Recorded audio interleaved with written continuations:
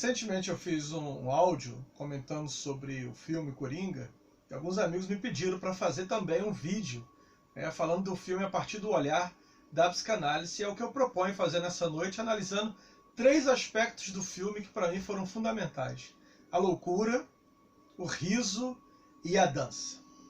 Vamos começar pela loucura. A loucura. A abertura do filme traz uma narrativa jornalística muito interessante, porque começa falando de 2 problemas que estão se alastrando pela cidade: os lixos e os ratos. Agora, o interessante é que na medida que a câmera vai se abrindo, o que vemos espalhado pelas ruas, além dos lixos, não são ratos, mas são mendigos, moradores de rua, né? Gente que está espalhado pelas ruas sujas daquela cidade de Gotham City, né? Cidade pichada, cidade violenta, cidade agressiva. E aí fica muito claro que tipo de ratos aquele jornalista se refere, através não só da exposição desses mendigos espalhados, né? Gente mal vestida, mas também pelos barulhos das sirenes de carro de polícia, denotando ali uma certa violência presente, né, dentro daquela cidade.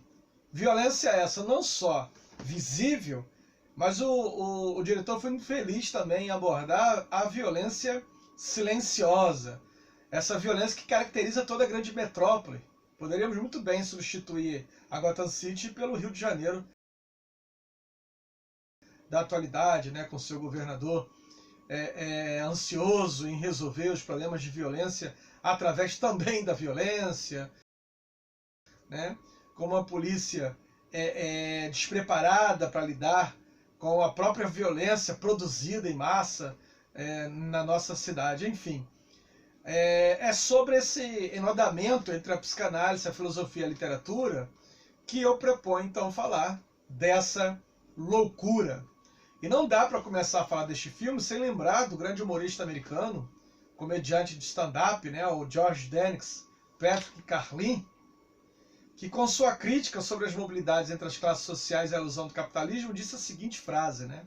Ele se chama Sonho Americano, mas você precisa estar dormindo para acreditar nele. O filme de Todd Phillips é o retrato dessa crise, e é nela que surge a pergunta de um louco que vai dar o tom a toda a narrativa do filme. O filme termina, você fica extasiado como quem acordou de um pesadelo, como quem acordou de um sonho, onde aqueles segundos que você fica tentando ver se você está ainda sonhando ou se você já está na realidade. E aí é dentro desse torpor que o Arthur Fleck vai fazer a seguinte pergunta: é impressão minha ou o mundo está ficando cada vez mais doido? A terapeuta dele é incapaz de ouvir o que ele diz, porque também é vítima dessa violência social. E é ela que vai dizer para o Arthur à sua frente que eles, os governantes, estão se cagando para gente como eles.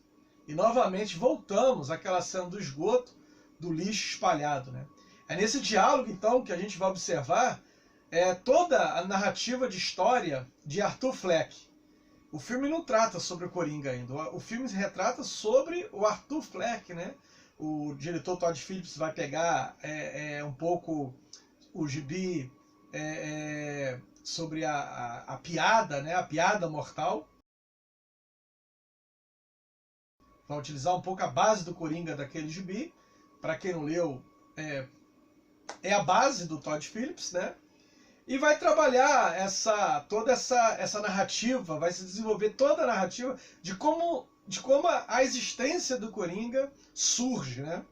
Ele é o retrato do desespero, da violência do mundo ao seu redor, cadavérico, porque também é o retrato da violência social, que é a fome.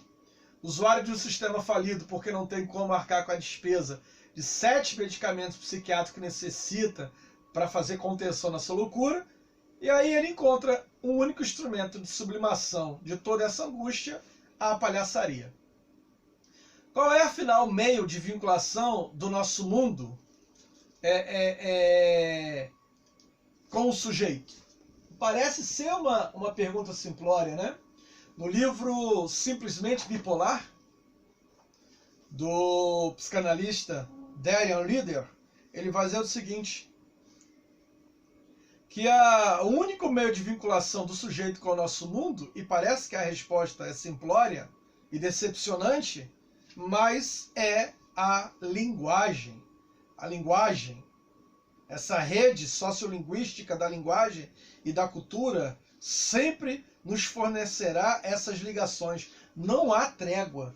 Se a única forma de se ligar, do sujeito se ligar ao mundo é através da linguagem, ora, no momento em que você fala e não é ouvido, no momento em que você diz, mas ninguém te escuta, o sujeito, então, enlouquece. No artigo A Instância da Letra no Inconsciente, ou Razão desde Freud, Lacan vai afirmar que é toda a estrutura da linguagem que a experiência psicanalítica vai descobrir no inconsciente. Estrutura essa que vai preexistir ao próprio sujeito, que vai se apropriar dela, que vai tomar ela como empréstimo, né? É o suporte material para dirigir-se ao outro através do discurso. E é assim que Lacan vai considerar o inconsciente estruturado como linguagem, colocando em cena novamente a importância da fala. O que vemos então nitidamente no decorrer do filme é uma loucura produzida pela ausência dessa fala. Lacan, no seu seminário Estou Falando com as Paredes, eu indico essa leitura fenomenal, ele vai falar de dois caminhos principais que barram, né, dois elementos barradores do acesso do sujeito ao seu próprio inconsciente. E a gente vai ver esses elementos o tempo todo no filme. A ignorância e o poder. No ensaio sobre o mito do Sísifo, o filósofo Albert Camus vai introduzir a sua filosofia do absurdo e vai fazer a seguinte pergunta: será que a realização do absurdo em um mundo ininteligível, ou seja, no mundo que ninguém se entende, que as pessoas falam, mas ninguém se ouve, desprovido de Deus, ou seja, daquilo que é metafísico, daquilo que estabelece de uma certa maneira uma ordem, né, de eternidade? Quer dizer, no mundo desprovido de signos, de linguagem, qual é a coisa que se exige? O suicídio? E aí ele vai responder, não, em um mundo de absurdos, o que se exige é revolta. Esse é o problema. Na vida real, os loucos nunca se revoltam. Eles adoecem. O Arthur Fleck é o sujeito que resiste a esse adoecimento. E por isso ele se revolta. E é da revolta de Arthur Fleck que nasce o Coringa. Enquanto a medicina continua buscando, né, uma suposta origem orgânica para a loucura, e no início do filme a gente vê o Coringa mostrando um cartãozinho para justificar a sua loucura, o próprio filme nos confronta com uma questão: até que ponto não é a loucura um produto social? O descaso, o desprezo, os abusos, as humilhações, a pobreza endêmica, a exposição contínua à violência, são todos estes, não são todos esses aspectos sociais envolvidos no próprio processo de enlouquecimento? E olha que eu não estou aqui glorificando a loucura. Até porque é a loucura uma condição de sofrimento humano. Mas sim relativizando aquilo que se chama de normalidade. No seu livro Cartas ao Jovem Terapeuta, o psicanalista Contarto Caligares, ele vai fazer a seguinte observação, que é a questão da própria normalidade, né, algo que é ignorado pela psicanálise. Ele vai fazer, na página 115, eu peguei esse livro recentemente, também indico aí a leitura dele, né? Ele vai o seguinte, ó, que a psicanálise não tem, nem quer ter uma noção pré-estabelecida de normalidade, ou melhor, nosso ideal de normalidade é o estado em que o sujeito se permite realizar as suas potencialidades, ou seja, o estado em que nada impede que alguém viva plenamente o que lhe é possível nos limites impostos por sua história e sua constituição. Então a coisa da normalidade, né, sujeito a realizar suas potencialidades, a Anísio da Silveira mostrou isso de forma empírica, né, ao transformar loucos em artistas. Então tem um outro livro também muito famoso do Maurice Manonir, um psicanalista e psiquiatra francês, o Psiquiatra, Seu Louco e a Psicanálise, que vai falar, corroborando com o Contarto Caligaris, que vai falar exatamente sobre isso, né? Uma cidade repleta de cidadãos de bem e que produz coringas em série. Ele vai fazer a seguinte observação, né? A sociedade, será que não foi ela própria que criou a loucura? Pois ela tem agido de tal maneira para que a loucura se conserve apenas em um espaço, no hospital psiquiátrico. Lá, então, ela se desenvolve numa cena como acontece no teatro. Eu estou na página 29. Ali levam-se a cena o pavor, a angústia e a rejeição. Alguns puxam os cordéis do poder que procura exercer. Olha que o elemento barrador que Lacan vai se referir. E aí dão aos atendentes uma loucura permitida. Os outros se transformarem em elementos de um espetáculo. Eles fazem parte da mobília, diz os enfermeiros. São eles. A miséria, o horror, a decadência. E são tudo isso dentro do silêncio ou dentro dos seus gritos. Se o sujeito ele não suicida, vai dizer Albert Camus, ele se revolta. E agora vamos para o segundo ponto, o riso. O Coringa ri, e embora sua mãe o chame de feliz, ela faz uma brilhante observação. Não é preciso ter graça para ser comediante? Em 1927, no ensaio sobre o humor, apresentado por Freud no 10º Congresso Internacional de Psicanálise, Freud chama o humor de um dom precioso e raro, e também teimoso e rebelde, e vai fazer uma distinção do humor com o xiste e com o cômico. O psicanalista que fez parte aí dos psicanalistas dependentes, né, ingleses, Winnicott, e também o forense, eles vão dar importantes contribuições sobre o humor e o brincar na clínica, né? Em 1957, Lacan, revisitando o assunto com o seminário As Formações do Inconsciente, vai dizer que o humor para ele, né, o humor e o riso, formas efetivas de se lidar com o mal-estar. E é interessante que é exatamente isso que a gente vê o tempo todo, né, no Coringa. O riso, todas as vezes que ele está de frente com o mal-estar, ele vai responder com o riso. Freud via o humor como uma forma inteligente de lidar com a dor e com o sofrimento e de alguma forma tirar prazer disso. Essa ambiguidade que vai apontar tanto para a vida como para a morte vai revelar a ambivalência e o paradoxo próprio do registro daquilo que é tragicômico e do humor negro. Essa estranha proximidade da angústia com o riso, né? E de como o humor pode ser o último véu a cobrir aí e descobrir o horror. É famoso, então, o xiste de humor negro, que Freud vai escrever no seu artigo O Xiste e Sua Relação com o Inconsciente, onde ele vai falar do condenado, né, a morte, que numa segunda-feira pela manhã, ao ser levado para execução, vai fazer o seguinte comentário: a semana está começando otimamente. Para o Freud, então, é o humor uma afirmação do desejo diante da adversidade e da morte. Em Mal-Estar da Civilização, com o conceito de pulsão da morte já criado, Freud vai afirmar que o mal-estar e a infelicidade banal estão registrados na condição humana, encontrando-se aí a dimensão trágica do próprio sujeito. A psicanálise, ela mesma carrega em si a dimensão do trágico.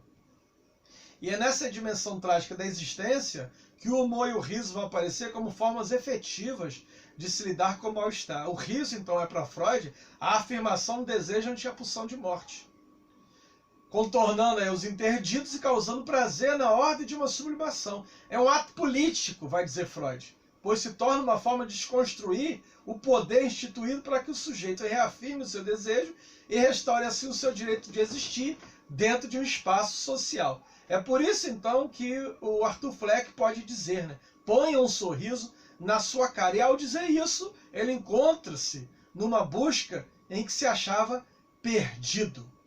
E agora vamos para o ato final, que é a dança. A característica final e marcante do filme é exatamente a dança. O diretor Todd disse numa entrevista que muitas das danças no filme foi criação espontânea do próprio ator Joaquim Fênix, daí a sua encenação excepcional como Coringa no filme, né? Aliás, eu vejo até o Coringa como uma continuidade daquilo que foi a trilogia, né, do Christopher Nolan, e que, de alguma certa forma, De uma certa forma aí, os filmes da Marvel deu uma pausa, né? O Batman do Christopher Nolan trabalha com uma temática que a Marvel veio e deu uma pausa e aí foi esquecido. E para mim o Coringa do Todd Phillips é a restauração daquilo que é a trilogia do Batman do Christopher Nolan. É o retorno, né? É o retorno. Eu tô vendo esse filme assim com um olhar, né? Eu que sou fã de carteirinha do universo da DC Comics e vendo aquilo que o Batman do Christopher Nolan se tornou, né? E o próprio Coringa também do filme, dessa trilogia, que é um Coringa que vai ganhar o Oscar, inclusive, né? Espetacular. Ali sim a gente vê um Coringa, né? Aqui a gente não está vendo o Coringa, a gente está vendo o Arthur Fleck se transformando naquilo que vai ser o Coringa, né? O desenvolvimento da personagem, da trama daquilo que vai ser o Coringa. Mas esse filme a continuidade daquela trilogia que a Marvel deu uma pausa. Então a dança, ela vai surgindo e me parece aqui que é como se fosse é como se o ator Joaquim Fênix estivesse ali entrelaçado com Nietzsche, né? Com Nietzsche também foi falar da dança. A dança como uma expressão, a sublimação da loucura, né? Então, a dança no banheiro, por exemplo, que o próprio diretor Todd diz que não existia, aquilo foi uma criação do ator. Então, para mim, aquela dança no banheiro é quando o ator e a personagem se encontram na trama do próprio filme, né? Então, ali é uma resposta à angústia e à violência presente em toda a narrativa do filme. Então a dança do Coringa é a sublimação máxima da sua revolta. É o encontro do criminoso com o humorista. E aí eu me lembro do artigo que Freud vai falar na sua introdução sobre o narcisismo, onde ele diz que o grande criminoso e humorista, eles vão conquistar o nosso interesse dentro da representação literária exatamente pela coerência narcísica com que eles mantêm afastado do seu eu tudo que possa diminuí-lo. Naquele momento em que ele está dançando, ele está afastando do eu tudo aquilo que o diminui. E é nesse momento que Freud vai dizer que nós invejamos, né, essa conservação de um estado psíquico feliz. Olha o apelido que a mãe dele dá, feliz. E olha o que Freud está falando. Nós invejamos, né, os humoristas e o criminoso, essa junção, esse encontro entre o humorista e o criminoso, porque ele consegue manter afastado do seu eu tudo que possa diminuí-los. E numa posição libidinosa inatacável, que desde então nós mesmos abandonamos. Curiosamente, é naquele momento ali que o Coringa ocupa essas duas posições. O ato final, ele vai ocupar a posição de humorista e de um criminoso e entra no palco de forma brilhante. Ele vai dominar ali o palco, né? O público, a plateia, o próprio apresentador. E eu quero fazer uma adendo aqui que o Robert De Niro é sempre espetacular em todo filme que ele faz. Eu sou apaixonado por ele desde o Poderoso Chefão, né? Então, naquele momento ali que até o próprio Robert De Niro ali, aquele personagem que ele faz, fica extasiado da forma como o Coringa rouba a cena, né? A entrada dele no estúdio é uma entrada de domínio total, fenomenal. É ali que ele finalmente encontra o seu lugar no mundo. É ali que ele se pertence. E é nesse momento, então, que eu encerro com uma pergunta, no mínimo perturbadora, feita pelo filósofo e escritor indiano Krishnamurti. Não é sinal de saúde estar bem adaptado a uma sociedade doente?